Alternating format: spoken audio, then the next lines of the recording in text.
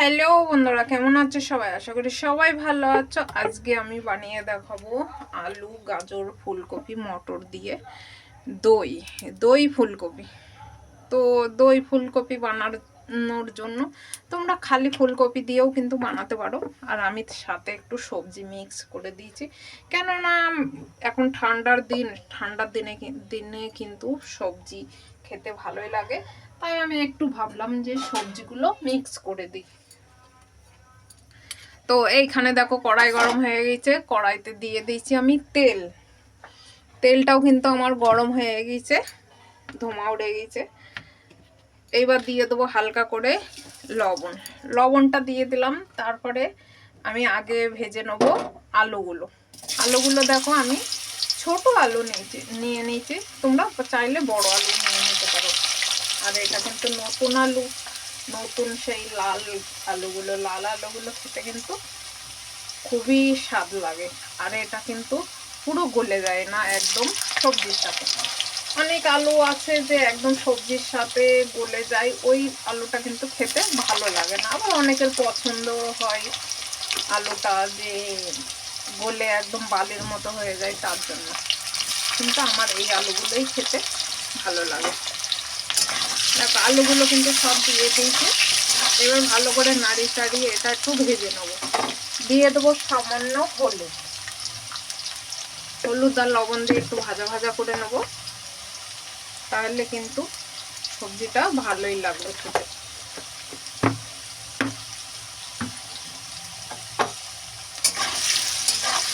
গ্যাসটা কিন্তু আমি একদম কম করে দিয়েছি।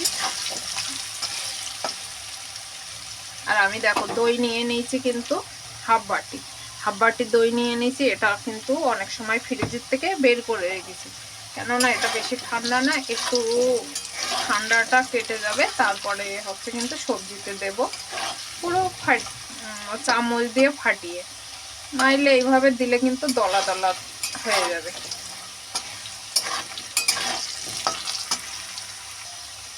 দেখো আলুটা কিন্তু ভাজা হয়ে গেছে। এবার আমি একটা বোলের মধ্যে তুলে নেব। ভালোই কিন্তু ভাজা হয়েছে, একটু হালকা লাল লাল করে। তো তোমরা এইভাবে কিন্তু ভেজে নেবে। এই রেসিপিটা কিন্তু একদম নতুন, আর নিজের রেসিপি নিজের মনের মতো করেই বানাচ্ছি, ঠিক আছে? তো তোমরা এইভাবে বানিয়ে দেখো, সত্যি ভালো লাগবে।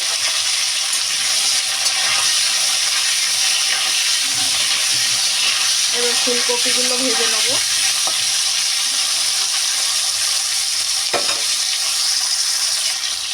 দেখো লাল লাল করে কিন্তু ফুলকপিটাও ভেজে নিয়েছি। এবার ভেজে নেবো গাজরগুলো হালকা করে ভেজে নেবো, যাতে কাঁচা গন্ধটা না বেরোয়।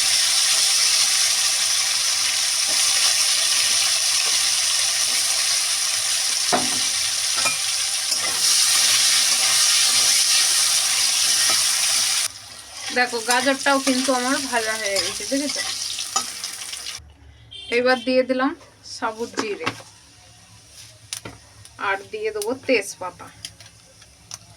তোমাদের কাছে শুকনো লঙ্কা থাকলে শুকনো লঙ্কা দিয়ে দেবে। আমি বর্তমানে আমার কাছে নেই, তাই আমি কিন্তু দিচ্ছি না। আস্ত শুকনো লঙ্কাও দিয়ে দেবে। জিরে আর তেজপাতাটা একটু ভাজা ভাজা হয়ে গেলে তারপরে কি দেব, মটরশুঁটিটা দিয়ে দেবো।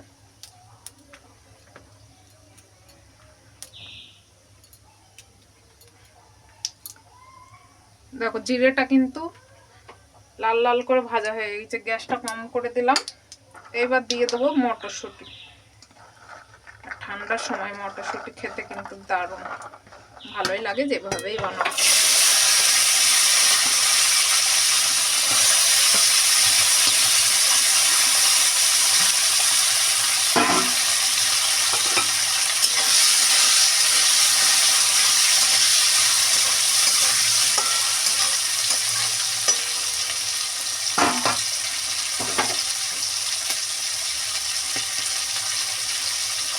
এবার কাঁচা লঙ্কাগুলো দেখো মধ্যখানতে খালি কেটে কেটে দিচ্ছি, যাতে দানাটা কিন্তু না বেরোয়, এর জন্য মধ্যখানটা কেটে কেটে দিচ্ছি।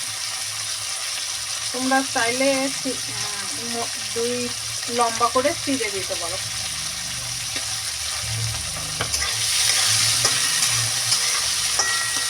এবার দিয়ে দেবো লবণ।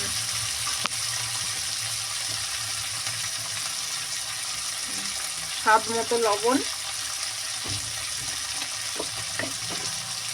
তারপরে দিয়ে দেবো হলুদ,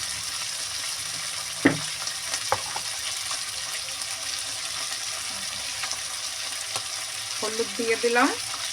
এইবার দেবো জিরে, জিরে পাউডার। তোমরা যদি চাও ধনে পাউডার দিতে পারো, ধনে পাউডারটা আমরা বেশি ব্যবহার করি নি তাই কিন্তু দিচ্ছি না। জিরে পাউডার দিয়ে দিলাম। এরপরে দেবো আমি একটু লঙ্কার গুঁড়ো, 1/2 চামচের মতো লঙ্কার গুঁড়ো দিয়ে দিলাম। যেহেতু আমি কাঁচা লঙ্কা দিয়েছি, এর ভালো করে সব নাড়ি চাড়িয়ে নেব।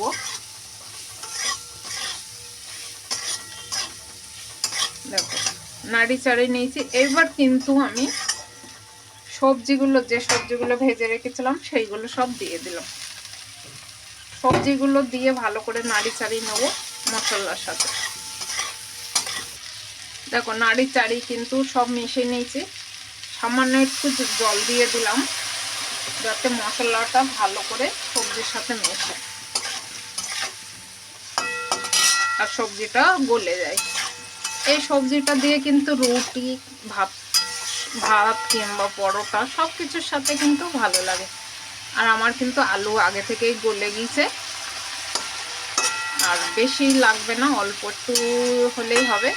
তো আমি 2 মিনিটের জন্য একটু জল দিয়েছি, তো 2 মিনিটের জন্য কিন্তু ঢেকে রাখবো।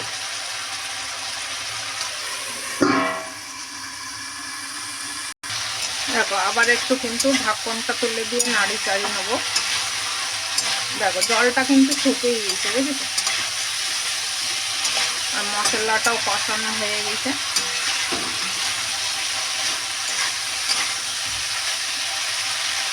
গাজরও গলে গেছে, আলু তো ভাজার সময়ই গলে গেছে।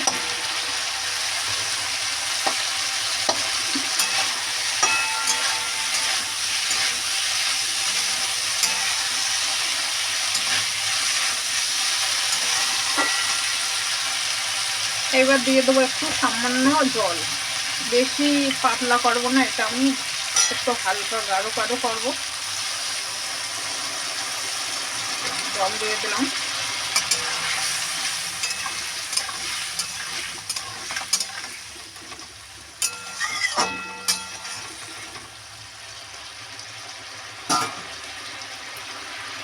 দেখো সবজিটা কিন্তু ফুটে এসেছে,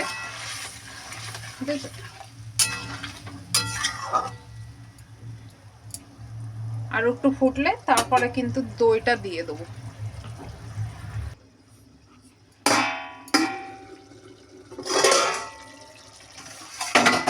দেখো সবজিটা কিন্তু গলে গেছে, আর এইবার উপর দিয়ে দেবো দই।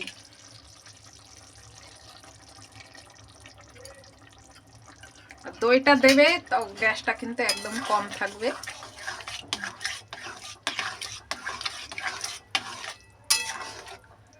তাহলে ফাটার কোনো অপশন থাকবে না। কেননা অনেক সময় দেখো আমরা যদি সবজির মধ্যে দই দিয়ে দিই তো সবজিটা ফেটে যায়।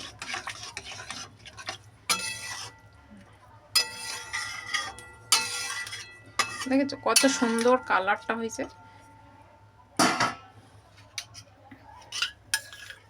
তো আজকের রেসিপিটা তোমাদের কেমন লাগলো একটু কমেন্ট করে জানিও। আর এটা কিন্তু ভাতের সাথে কিংবা পরোটার সাথে কিংবা রুটির সাথে খেতে কিন্তু দারুণ লাগে।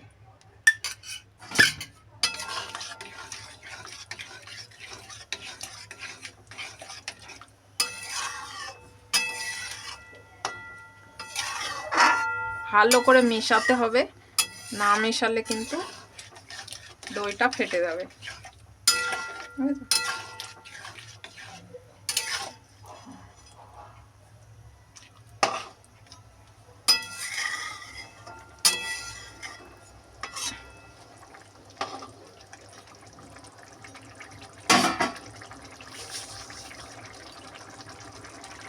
কি সুন্দর কালারটা হয়ে এসেছে না, হেভি সুন্দর কিন্তু কালারটাও হয়েছে, আর খুশবুটাও কিন্তু দারুণ এসেছে।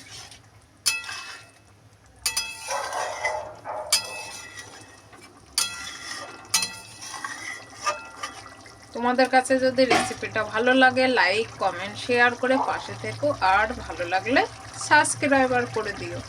ধন্যবাদ সবাইকে, সবাই ভালো থেকো, সবাই সুস্থ থেকো। এবার কিন্তু আমি সবজিটা নামিয়ে নেব।